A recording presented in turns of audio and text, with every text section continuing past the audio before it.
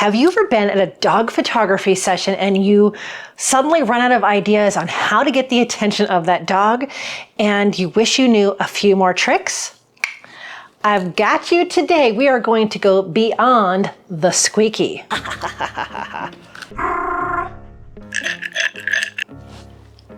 Monique here of Silver Paw Studio and founder of ProPetPhotog. In my 9 years as a professional pet photographer, I've come up with some interesting, if not embarrassing, things that I do at photo sessions to get the attention of dogs. Now, I did a previous video you can watch somewhere here all about prepping for a dog photo session that you'll want to watch also, so you know what to do to make those dogs comfortable before you get into the session. But once you're there, what do you do? Especially if you're like me and you want some of those pictures of the dog looking right at the camera. You want to get their attention. You have the whole family group together. Maybe they have really cool looking eyes. Anything it is, especially if you have those posed pictures. And everybody wants those, even though we both kind of go, oh, well, it's kind of like a school portrait. No, people want that. That is a beautiful record of their dog that's very hard for them to get. So these tricks are going to come in super handy. You'll want to have this wide variety of tricks to use while you're at a session, because partly some of these only work the first couple of images you take. So one thing might only work for one picture or a couple of pictures, then they're kind of over it. Some of these, you have an older dog that has heard everything and nothing gets their attention. So these are some things that can help with that too. And one caveat before you use any of these is absolutely make sure the dog is almost in position before you do it. What happens a lot of times is you got someone just beyond you doing all the things and the dog is way off looking somewhere else. Wait until they're absolutely in position to have either your assistant, like I have Frank, my assistant, or one of the owners, or yourself. Before you do any of this, be just ready to push the shutter button. So that's huge because, again, if you only have 1 or 2 shots to take, you want it to be in your favor. Okay, I've got so many for you today. I've got 12. And I bet you have more ideas too. So let's start. Now, I know I said go beyond the squeaky, but we cannot discount squeaky, especially for the young dogs. But here's my trick for squeaky. Do not let them see it. I have an entire tray here with different sizes. But honestly, I like the little bit smaller ones. And these I used to just take out of my dog's like stuffy toys or when she destroyed them, but you can just get these in packages. So the thing is here is you can hold this in your hand and they don't know where it's coming from. So they just know it's coming from somewhere near the camera, which is perfect. So if your dog's around, I apologize, but, and then they'll look straight towards you. You can hold it right under your camera like this. And then when you're ready, and they're like, where'd that come from? Where'd that come from? There's a couple different ways you can use a squeaky. You can do the really sharp, like really fast, only do it once, okay? Or you can do a slow. So you push it slower and just get, and sometimes even just making a little bit of air noise will do it too. So there's a few ways you can use these squeakies. Do not drop these though. You do not ever want a dog to get a hold of one of these. So make sure this is always in your pocket or in your hand. Never set it down anywhere because they will look for it and they'll want it. So always have this in your hand, your pocket, or with your assistant. So that is the bonus side to having this in a toy. So if you have a little squeaky toy, then you can use that. But I just like to have it out of sight. If you do have just a regular toy, you can always put it behind you. You can have a client put it behind you. So you can hide it somehow, even if it's in a toy. So there's the squeaky, all right? Something we kind of all know, but a couple of tricks for you. You're welcome. And I kind of alluded to this, a soft toy. So sometimes they just want a toy. And actually you could even use like a rope toy. This, I find they just want to play tug. So just, ask your client kind of what they're motivated by. And so, we want them to have a grand time. So bringing their favorite toys would be awesome. Sometimes soft toys are nice because again, they're small. And so if they drop it and it's just out of shot, you can edit that out, which is really nice. But some dogs shred those pretty quickly. So be careful. But a lot of times I ask my client to just bring their favorite toy, and they'll often just on their own bring a bag of toys too. And so a lot of those will put over my head or just out of reach of them, because if they're very toy motivated, that could really help. For some dogs, it's a ball. Now, in my studio, of course, I have just a bunch of regular old tennis balls, and there's a lot of ways you can do that.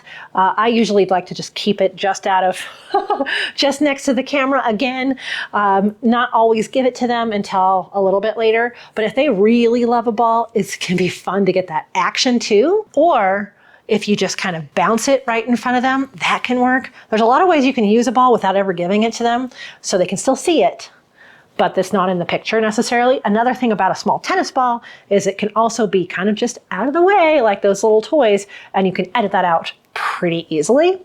I did have a client who brought a really big ball, and this dog just loved it. So we incorporated that ball into so many pictures because we had him running back and forth across here.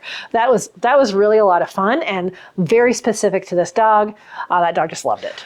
The next two both have to do with treats. I know we all know this, but first of all, you want high value treats, not just any treats. You want what I call doggy junk food.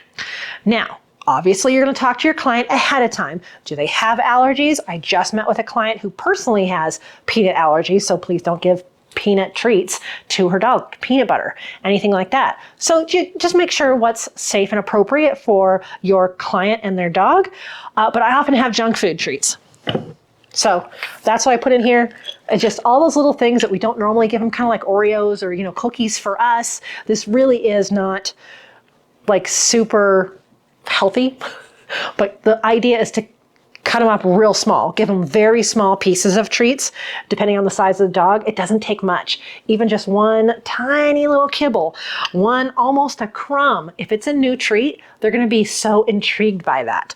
So like the dried chicken treats, the training treats are amazing because those are really high value for puppies.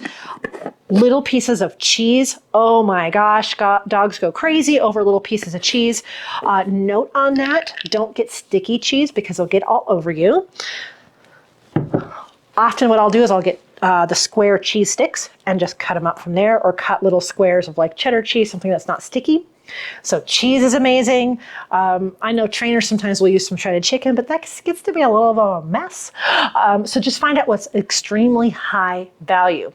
A note here though, I try not to give treats until we're well into the session, because you're going to get treat face. You're going to, oh, and some dogs with toys are like that too. Like, oh, toy face, this is my favorite thing ever, wow. So treats can be like that too. So judge for yourself, but oftentimes I tell everyone involved, the owners, my assistant, everybody, we're not going to get treats out immediately. And I try to tell them ahead of time.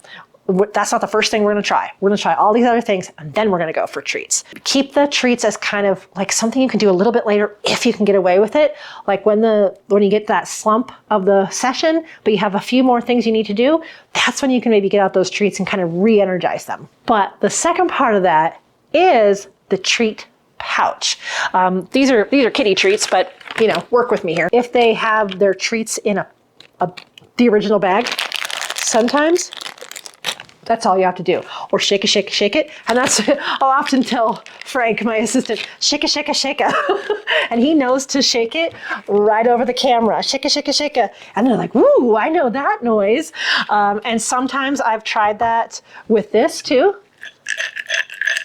Shake it, shake it, shake it. So actually the dog treat bag really is sometimes all we need, and a few treats out of it. Now, once you get treats out, make sure you pay your model. Don't just tease them with it, because they're like, hey, I'm doing the thing. Where's my reward? So make sure that you pay your model and reward them with those treats, every couple of images, so they know that they can trust you. All right, if you're liking this so far, A thumbs up would be great. The next few are a little odd, and so they can seem embarrassing. And I've had so many clients laugh at me for some of these, and I'm just so automatic on them now. I don't even know I'm doing it, but I've had clients say, that is so hysterical. Can I take some video of you? So one client, I gave him the GoPro and I said, go for it. And so he filmed me making all these funny noises and doing funny things to get his dog's attention. And it's a quirky, fun thing for them, but I don't often notice I'm doing it. So here's some of those things for you. One of them is if you're out on location, throw some sticks or leaves.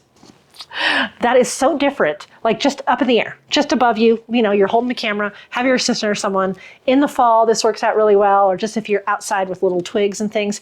Sometimes that's all they need is like, what was that? If there's a stick on the ground with some leaves, pick it up, see what you can do to kind of throw them, and then they hear that noise, they see that, they're like, what are you doing? It's enough to get their attention for that split second. Trust me, it actually works. It does. Ooh, I also utilize people walking by in the background. I always have my eyes, my head on a swivel, as they say. I'm looking 360 all the time, partly just to make sure there's no other dogs or bikes or anything coming through. But I'm always aware of who's walking behind me. And oftentimes the dog will tell you. So they'll be sitting over there and they'll suddenly perk up and they'll be tracking someone. So you track them tracking them. Wow, that got meta. So you can just follow their gaze. If you're having a hard time getting their attention, if someone's walking in the distance behind you, use that. Absolutely use that. So your client will sometimes feel a little frustrated, like, oh gosh, what's happening? But once I see a dog focused on something, and this could be just someone walking behind us or, bird flying by, anything, follow that and take the picture when they're looking at the people behind you. And oftentimes that works so well, especially for the dogs who just love people and they want to be around other people. So try to use just strangers in your environment to your advantage. P.S. This works for horses. A lot of horses, they have their friends in the pasture next door. So you might have to put them where they can kind of see their friends. Yeah. A big thing for dogs is tone of voice. And so often what I will do is, if you watch my last video, I talked about, taking a breath, making sure you're set to go in with a good, attitude and energy. But with dogs, you can really use energy to your advantage and your tone of voice. And so if it's a puppy and you want to get that kind of puppy energy up, it's such a cute puppy. Oh, good puppy, good puppy, good puppy. Or if it's a dog who's a little overwhelmed, you can say, oh, good puppy. Yes, you're doing so good. So your tone of voice, or not saying anything at all, your tone will help bring up or down the energy or the anxiety. Hi. Are we a good boy? Yeah. Yeah. Good job. Okay. So consider that for sure. Oftentimes we're just so excited and we just walk in and like, yeah, let's do this. Even when you're talking to the people, the clients there, make sure that when you start out, you're in a kind of a neutral tone, and then you can judge from there how it goes. Ooh, another one is, we use this so much in the studio, is the Dog Sounds app. And I've probably talked about this before. If you don't have it, it's amazing. It's free. Somebody in the Heartspeak community created this for shelter dogs too. And it is an amazing app. Let me pull it up and I can show you the icon. So it looks like this. It's silly sounds for dogs. If your dog's in the room, I apologize again. But what it is all these little sounds, and you need to have your volume turned up pretty loud if you're a long distance away. But it has, if you've forgotten your squeaky, there's a squeaky sound, there's a cat sound, a dog sound, a bird sound, a trombone.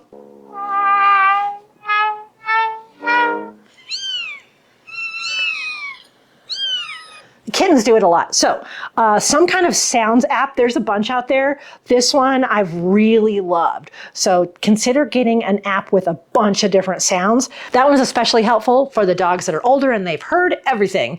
So maybe the doorbell or the fire truck going by, that perks them up. So definitely have that in your back pocket, literally. Oh gosh, this one is excellent. Okay, the next one is know their secret phrase or word. This comes into your planning meeting. Again, if you haven't seen my how to run a planning meeting video, I'll link it up here somewhere. We did a whole planning meeting consultation meeting. But one of the questions I like to ask, and this often just comes up at the session itself, is what key phrases, what key words really get them riled up. Some dogs think their treats are treats. Some think they're cookies. You want a cookie? They won't know what treat is, but they'll know what cookie is. I had a client whose dog really loved Uncle somebody. And so when we were like, do you want to see Uncle Joe?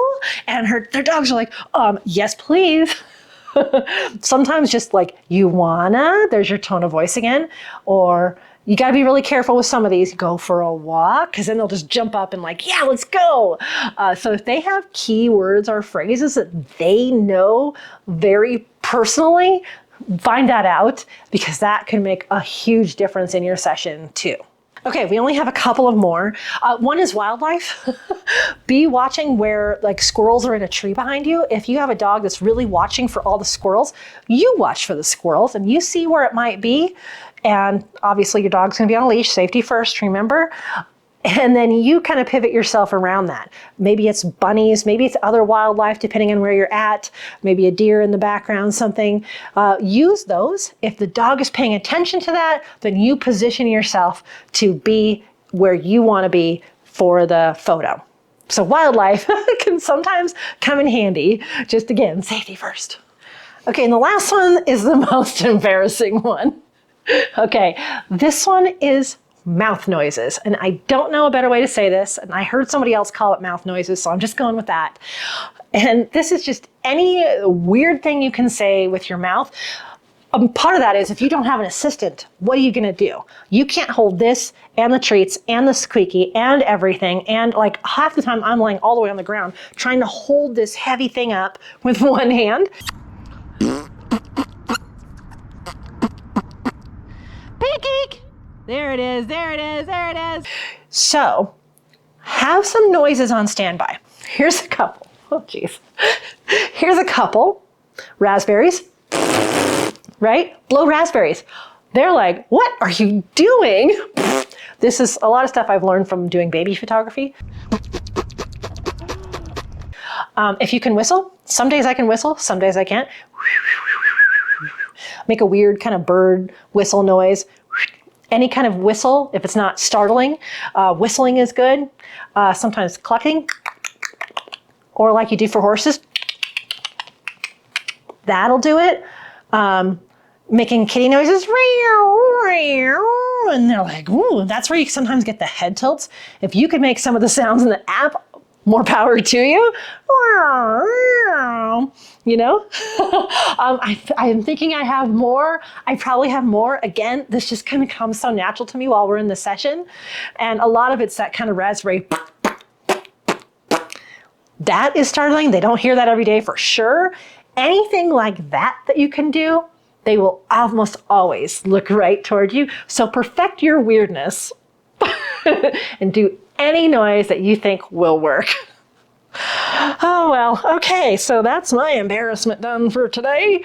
There is my list of tricks for photographing dogs when you're at a session to get their attention. If you loved this video and you photograph cats, I have a similar video about cats on things you can do to get their attention. And there's also the video right before this one on preparing for the photo session. So make sure you watch those as well and be ready to go into that session with everything, all your tools in place to get the pictures that you want. All right, great to see you today. As always, I wish you many woofs, purrs, and TREATSs.